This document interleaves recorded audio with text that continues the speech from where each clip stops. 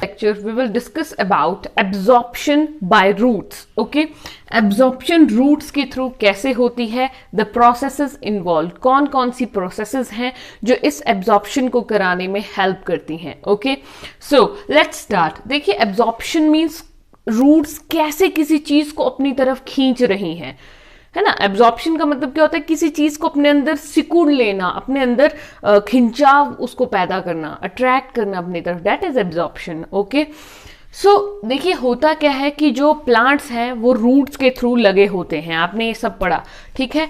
देखिए absorption by roots chapter से ही आपको क्लियर हो रहा है कि now we are going towards discussion about the plants. Okay, so ये किस फील्ड के अंडर हम पढ़ते हैं, बायोलॉजी की फील्ड, प्लांट फिजियोलॉजी के under. Okay, so what is the definition of plant physiology. जो भी प्लांट से रिलेटेड स्टडी होती है, ठीक है, उस स्टडी को बायोलॉजी की ब्रांच प्लांट फिजियोलॉजी के अंडर हम करते हैं.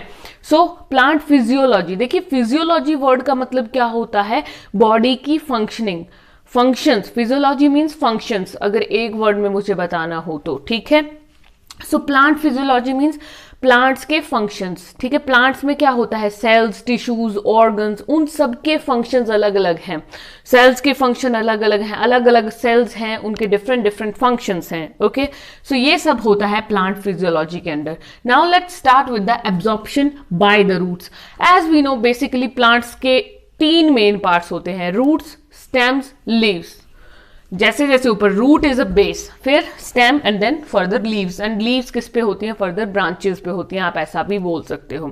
लेकिन 3 मेन पार्ट्स हैं, रूट, स्टेम, लीव्स. ओके, सो देखिए क्या होता है. अब बेस से शुरू करते हैं, रूट्स से पहले चैप्टर को स्टार्ट करते हैं. ओके, देखिए रूट्स का काम क्या होता है. अगर देखिए बेस ही ना हो ना, जड़े ही ना हो, जैसे घर बनाते हैं, घर में अगर एक वो कहते हैं ना, पहले थोड़ा सेटअप करना पड़ता है, एक बेस देना पड़ता है घर के लिए. अगर वो बेस ना दिया जाए तो घर गिर जाएगा. वैसे ही अगर प्लांट के पास रूट्स नहीं है तो वो प्लांट टिक ही नहीं पाएगा. Okay, so that means roots act as a supporting system for plants. Okay, root क्या है, सपोर्ट प्रोवाइड करते हैं प्लांट्स को.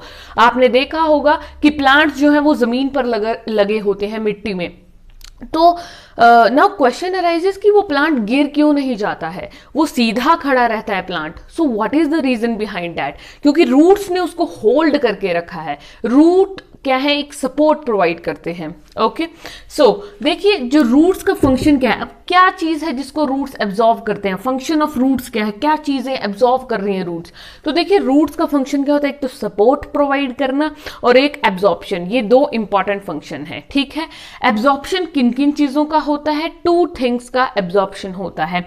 First is water, second is mineral nutrients. Okay, देखिए वाटर और मिनरल न्यूट्रिएंट्स, वैसे बहुत सारी चीजें एब्जॉर्ब होती हैं, लेकिन ये 2 बहुत ही इंपॉर्टेंट है, बहुत ही मेन चीजें हैं. ओके, ये 2 रूट्स एब्जॉर्ब करेंगी, फिर क्या करेंगी, रूट्स से वो स्टेम में जाएगा एंड स्टेम से फर्दर लीव्स में ट्रांसपोर्ट होगा, इन दोनों चीजों का. Okay, so that is a different thing, transportation system. Okay, so further conduction to other parts. So अब देखिए वाटर का क्यों जरूरत है, क्यों रूट्स वाटर को एब्जॉर्ब कर रही हैं, बिकॉज वाटर के रोल क्या क्या है, व्हाट इज द नीड, इस एब्जॉर्प्शन की नीड क्या है.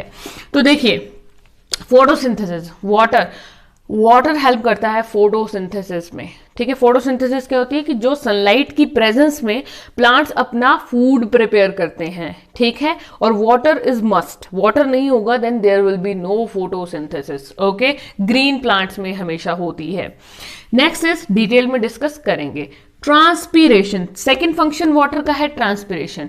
ये क्या होता है कि जो लीव्स होती हैं, ठीक है, लीव्स से वाटर वेपर्स की फॉर्म में वाटर का लॉस होता है, that is transpiration. Next is transportation. This is transpiration and this is transportation. Transportation का मतलब क्या होता है, एक जगह से दूसरी जगह जाना, ट्रांसपोर्ट करना, ठीक है. सो दैट मीन्स अभी ये जो कंडक्शन हो रहा है, रूट्स ने एब्जॉर्व की चीजें और उसको फर्दर स्टेम लीव्स तक पहुंचाया, that is transportation. Next is mechanical stiffness. या ये थोड़ा सा इंपॉर्टेंट है, मतलब मैकेनिकल स्टिफनेस के बारे में अगर बात करें तो देखिए टर्जिडिटी, वाटर अगर होगा तो प्लांट को ये टर्जिडिटी का मतलब है थोड़ा सख्त. अगर देखिए टर्जिडिटी नहीं होगी तो प्लांट क्या होगा, गिर जाएगा. सख्तपन नहीं होगा ना तो plant will drop down. Okay, so इसीलिए जो मैकेनिकल स्टिफनेस यानी कि टर्जिडिटी हार्ड बनाता है, ये प्लांट को खड़े होने के लिए कैपेबल बनाता है।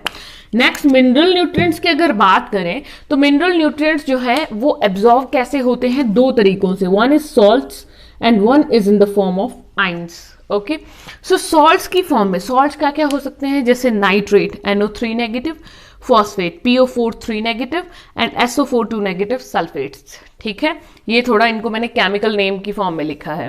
ओके, आइंस कैसे हो सकते हैं, potassium K positive, calcium Ca2 positive, Mg2 positive, Cl negative. Okay, chemistry में आपने पढ़ा होगा ये सब। सो इस फॉर्म में सॉल्ट्स या आइंस की फॉर्म में मिनरल्स पहुंचाए जाते हैं रूट्स के द्वारा स्टेम्स लीव्स में। ओके, सो देखिए अब इसका फंक्शन क्या है, मिनरल्स की जरूरत क्यों है, क्योंकि these are the constituents of cells and organelles.